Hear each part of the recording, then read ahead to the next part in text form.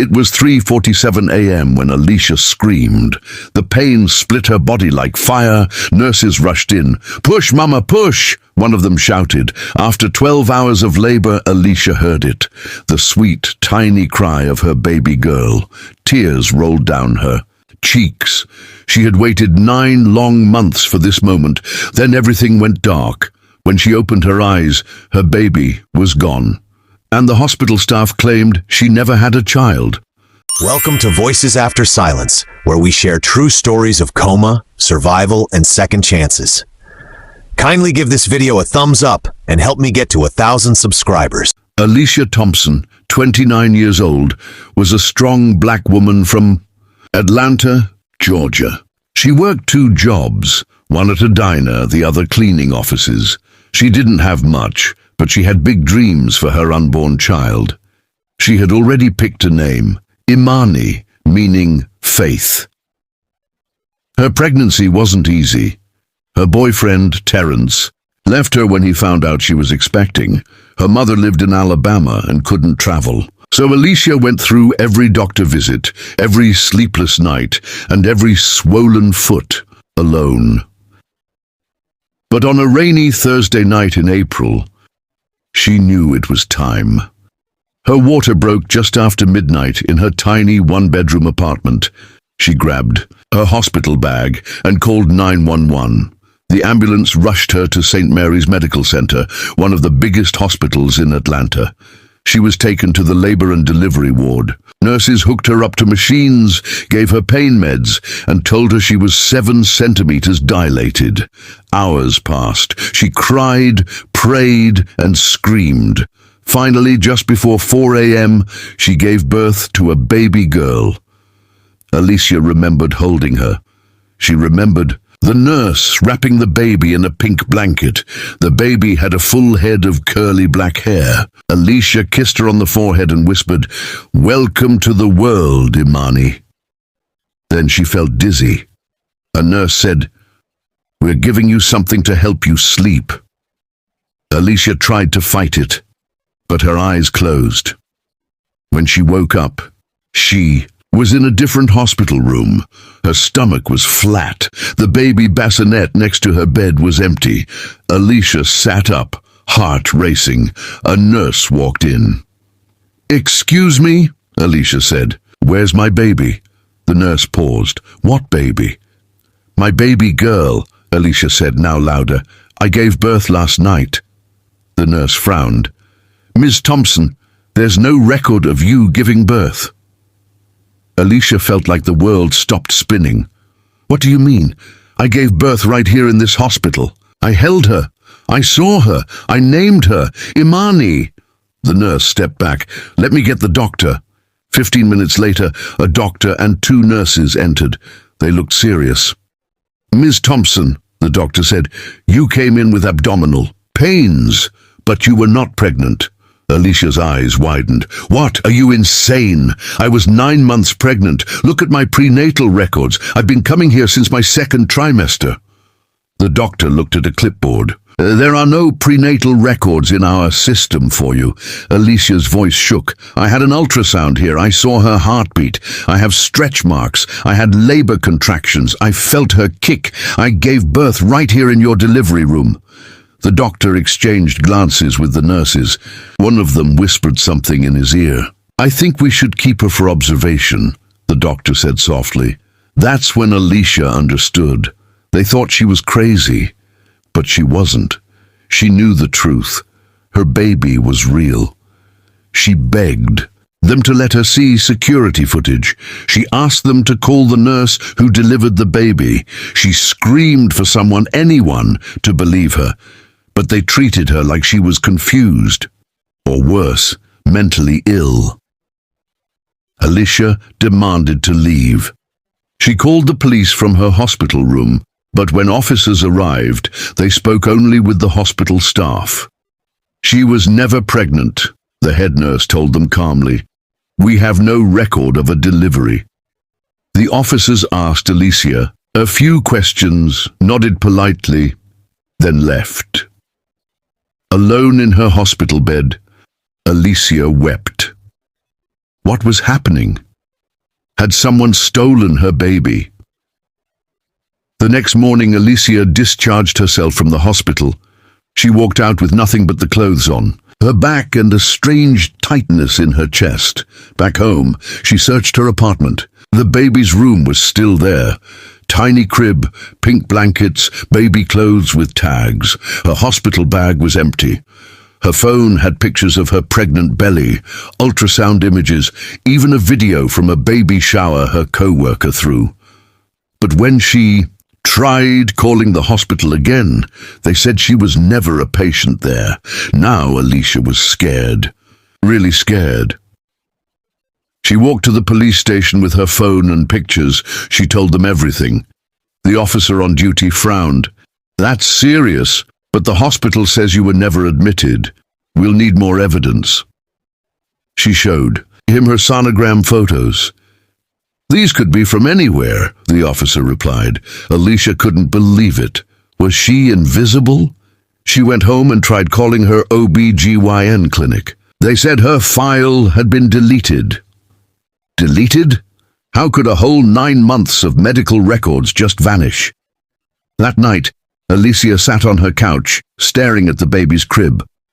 Her phone buzzed. It was a text from an unknown number.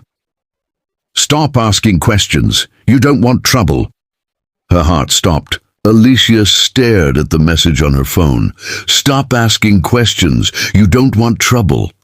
Her hands shook. Her lips trembled. Who sent it? How did they know she was asking questions? How did they have her number? She tried calling the number, but it went straight to voicemail.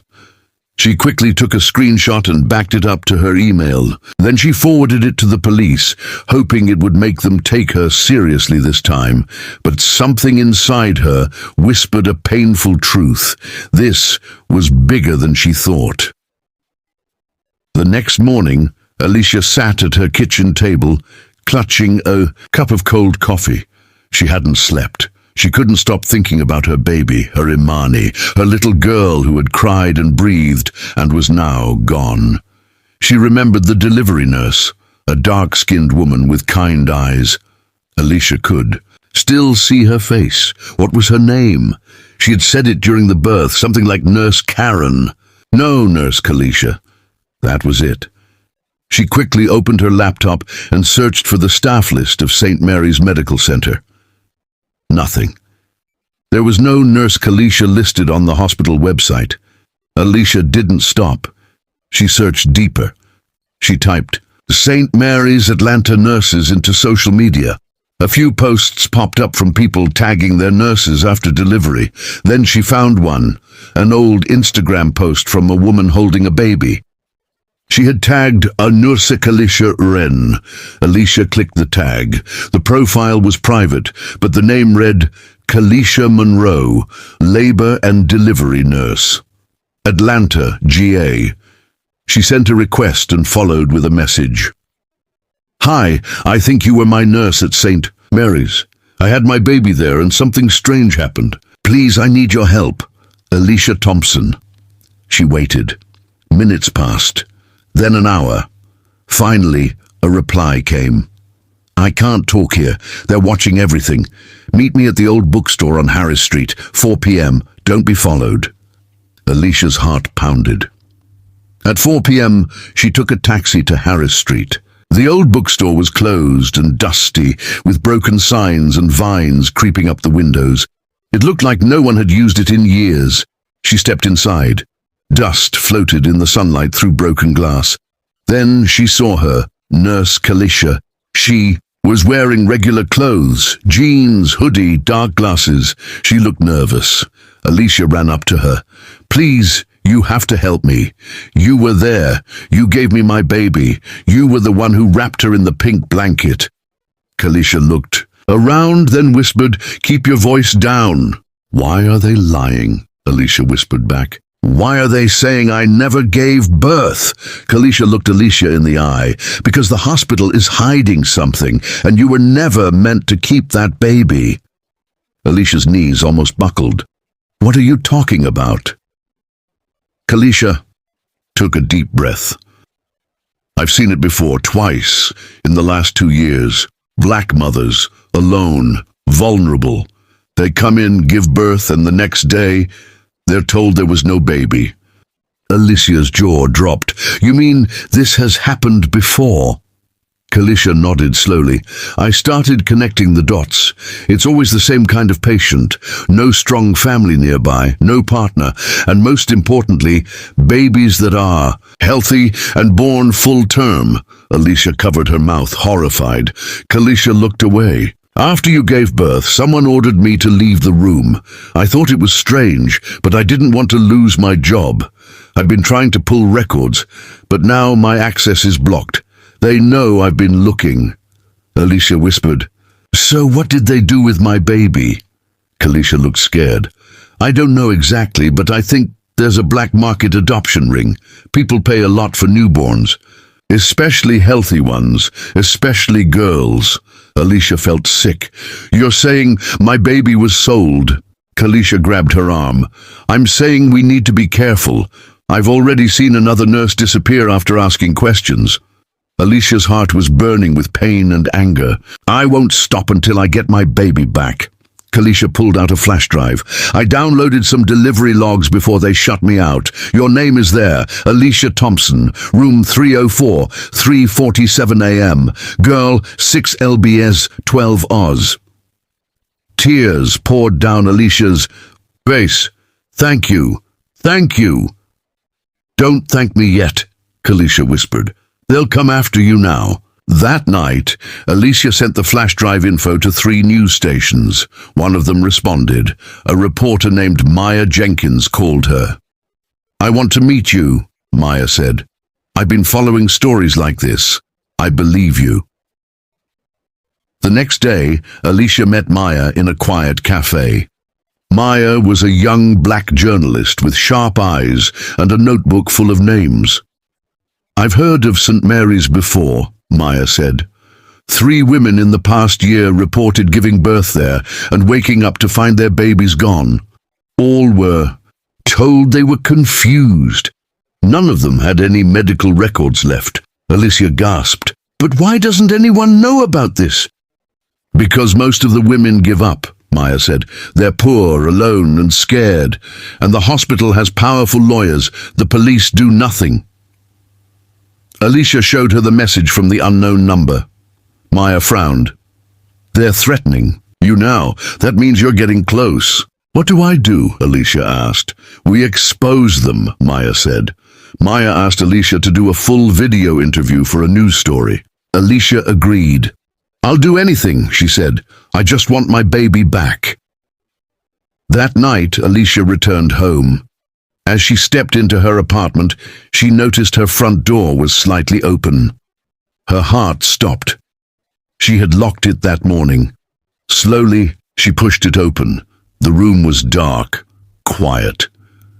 Then she saw it. Her baby's crib was gone. Everything else was still there. Her furniture, her clothes, her shoes. Only the crib, baby clothes, and the ultrasound pictures had disappeared. Alicia dropped to her knees. They were trying to erase her completely. Alicia couldn't breathe. Her baby's crib was gone. The tiny pink clothes, the baby lotion, even the framed ultrasound photo. Gone. As if the baby had never existed. She backed away slowly from the room. Her legs shook. Her heart pounded. In her chest like a drum, someone had been inside her home. They were watching her, trying to scare her, trying to silence her, but it only made her more determined. The next morning, Alicia and Maya, the reporter, went to meet with a woman named Tanya Hill, a lawyer who helped victims of hospital abuse. Tanya listened to Alicia's story carefully, then connected her laptop to a projector. I've been building a quiet case against St. Mary's for over a year, Tanya said. You're not alone, Alicia. There are 6 other women, all black, all gave birth at that hospital. All had their babies vanish. Alicia covered her mouth. Oh my God. They've all been silenced, paid off, or scared off. Tanya said. "But with Nurse Kalicia's flash drive and your video interview, we now have the missing pieces." Alicia leaned forward. "What do we do now?" Tanya's voice was firm. "We go public. We sue. We demand that law enforcement opens a full investigation." "But what if they hurt my baby?" Alicia whispered. Tanya looked her in the eye. "We'll do it the right way. We'll protect you, and we'll find her." 2 days later, Alicia's story went live on the evening news. The video showed Alicia crying, talking about her baby. It showed screenshots of her hospital bracelet, delivery notes from the flash drive, and even the threatening message. The story exploded. Social media lit up with outrage. Hashtags like "Where is Imani?", "St. Mary's cover-up", and "Black Mothers Matter" trended all over the country. Protesters gathered outside the hospital gates, demanding justice. Other women started coming forward, women who had stayed silent out of fear. And Alicia? She stayed hidden in a safe apartment provided by Tanya's team, watching it all unfold, with tears running down her cheeks. For the first time, she didn't feel alone. But just when hope started rising, the unthinkable happened. Nurse Kalicia went missing. She didn't show up for work. Her phone went dead. Her apartment was left unlocked, and her car was still in the parking lot. Alicia cried when she heard the news. Kalicia was the only one who had helped her, the only person brave enough to speak the truth. "This is bigger than we thought," Tanya said. 3 weeks later, the FBI finally stepped in. The flash drive, public pressure, and the lawyers' reports forced them to open an investigation into child trafficking inside American hospitals. FBI agents raided St. Mary's. Files were seized. Computers taken. Inside a locked office in the basement, they found hidden birth records, including Alicia Thompson's name. And then they found the camera footage. Alicia sat beside Tanya, Maya, and the FBI agents in a private room as the footage played. She saw herself in the hospital bed, sweaty and in pain. She saw Kalicia take the baby gently and place her on Alicia's chest. Alicia cried as she watched herself whisper, "Imani." Then came the moment everything changed. 2 men in white coats entered the room. Kalicia was asked to leave. A tall white man in glasses picked up the baby. He wrapped her in a different blanket, a blue one, not pink. Then he walked out. No medical emergency, no explanation. Just gone.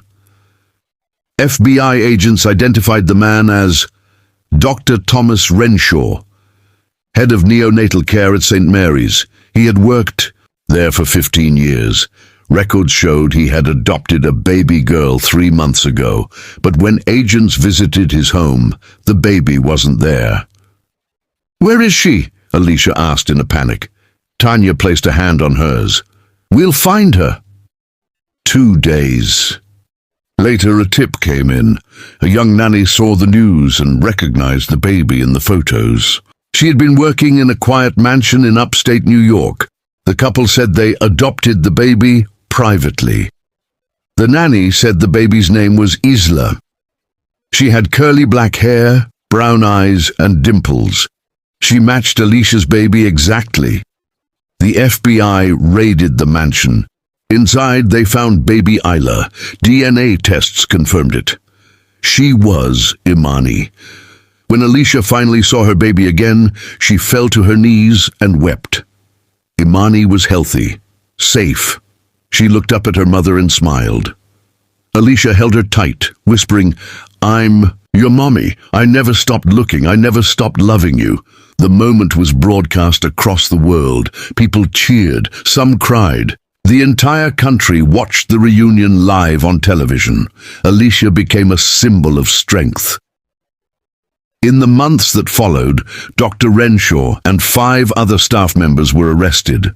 They were part of a secret adoption ring that took babies from black mothers they believed couldn't fight back. The buyers were wealthy families, some in the US, some overseas. They paid over $100,000 per child. St. Mary's Medical Center was shut down permanently. The CEO was forced to resign. A federal law was passed to protect birthing mothers and require independent observers during delivery. Nurse Kalisha was found alive, hiding in a women's shelter after receiving death threats. She was later honored publicly for her courage. As for Alicia, she became an advocate. She started an organization to protect young black mothers and raise awareness about medical mistreatment. She spoke at universities, hospitals, and courtrooms, always holding Imani's hand. One evening, as she tucked Imani into bed, the little girl looked up at her and said, "Mommy." "Yes, baby? Did you always love me?" Alicia kissed her forehead and smiled through tears. "I loved you before you were even born, and I'll love you forever."